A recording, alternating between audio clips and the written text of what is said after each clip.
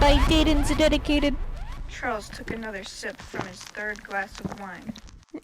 Edward, I just don't understand. He took a gulp down. What's the meaning of all this? Wine spilled down his lower lip and dribbled onto the table. He slowly lowered his gaze to idly stare down at the waterfall falling from his mouth.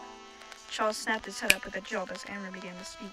Oh my god, you're spilling it everywhere, you dumbass. Amber pointed and waved his hand frantically at him. Fucking idiot. Wipe that up. Amber stood and stumbled over, beginning to wipe up the spillage with the bottom of his shirt, using it as a makeshift rag. God damn. He continued wiping, wet splashing sounds coming from the spot of the wine spit mixture, liquid soaking into his shirt. You fool, you fool, you fool, you fool! Charles began to chant the phrase, looking up to yell into Amber's face. Ah, you fucking fool! He roared, spasming in place. Whoa, what the fuck, man? You don't, this is even what we were talking about before. You are fucking an asshole, okay?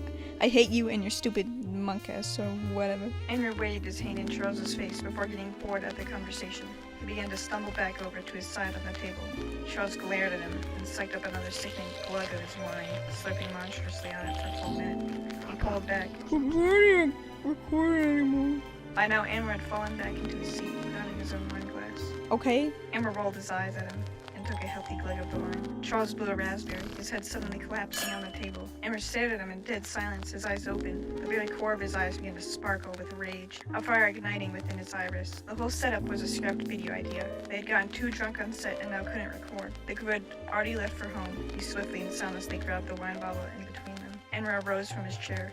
With a scream, he sloppily leaped over the chair, almost missing Charles. He hooked the middle of his body and slammed him to the floor. Charles let out a yelp of pain and began to squirm under Amber's grasp. What the hell, man? Charles hollered, scrambling to get Amber off of him. Amber smacked the bottle down. It did not break immediately. He momentarily paused, staring at the bottle.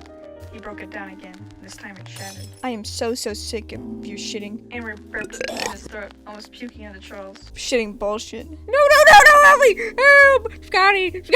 Charles wailed in fear. You made Scotty leave for the day, you fucking idiot! Charles stared at Amber, a sound rumbling in his throat as well. A large spike of projectile vomit flew from Charles's throat, hitting Amber right in the face. It lasted a solid 15 seconds. What the fuck? Amber said after the cascade ending, becoming more drunkenly enraged. You fucking... He began to crack up, either from insanity or worse. You're fucking sick! They both began to intensely wrestle. Amber immediately had the upper hand because he was pinning Charles down. He tried to stab the broken bottle at Charles. Shards of glass flew off of him and hit Charles like hail. Charles grabbed both of Amber's wrists, flipping him over so they now were both standing. Charles gave a hearty shove to Amber, knocking him far enough away from him. They both began to stumble in opposite directions. With a sudden turn of events, Charles turned over and body slammed Amber. He screamed in pain, the bottle shattering slightly with the impact. Shards flew to his side and to his face. It felt like his entire body was on fire. Amber began to scream and kick like a horse, throwing Charles off. Amber was still on the floor, desperately trying to get up. Charles patted his elbow wobbly, then body slammed Amber again. This time a loud crunch came from Amber's arm. He screamed a long drawn-out scream, begging Charles to stop. Amber was getting weak now, squirming under Charles's weight. Charles fell over on his side, groaning in pain and clutching his stomach. Amber began to stumble up again, mustering enough strength to clock Charles right in the face. Charles flew back with a grunt, falling back onto his back. Amber began to slowly crawl on top of Charles, his shattered arm limp next to his body. Blood oozed from him like slime from a slug.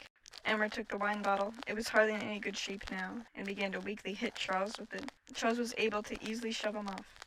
Charles stood, shakily standing over Amber. He snatched the wine bottle from him and pulled it over his head, positioning it on Amber's throat. Fuck you're a dog. Charles managed. I don't have a dog. Thunderhead. Amber gasped out. Charles brought the bottle down.